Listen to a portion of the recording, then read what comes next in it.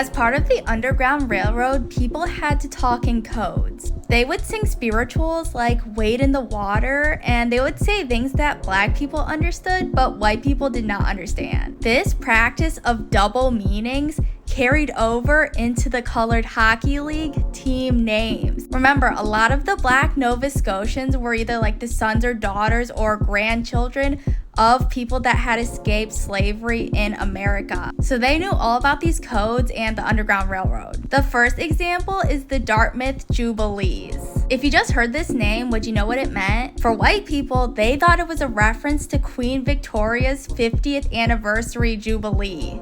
But the real meaning of the name was the Black Jubilee of Emancipation. It was an annual holiday on August 1st to commemorate the date that slavery was outlawed in the British Empire. So it's not exactly Juneteenth, but see how it's all connected? Actually, this movement started in Trinidad, and one of the founders of the Colored Hockey League was from Trinidad, so he knew all about this movement to reclaim the Jubilee. Example 2 is the Hammond Plains Mossbacks. I had no idea what mossbacks was, and the white people of the time probably didn't either. But mossbacks refers to the side of a dead log where moss would grow.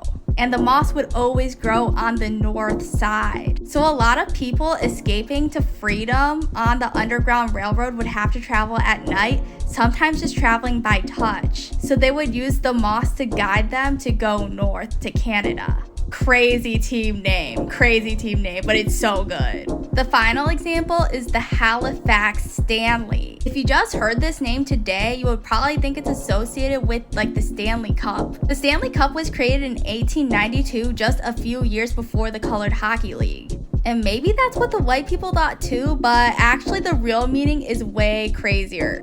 Back then, a lot of elite white officials were pushing this idea to send educated black men back to Africa so they could uplift the primitive people and maintain the British control over that region. White people only brought black people over to be slaves, but once black people started getting educated, they're we want you to go back to Africa. The white people called the black people Black Stanleys as a reference to this white explorer named Stanley who explored the Congo. They argued that the black people would be better at it because obviously it's really hot in Africa. So basically they named the hockey team Black Stanley to say, hey, we heard what you guys were saying. We know that you want us to leave, but we're not gonna leave. Crazy baller move, crazy.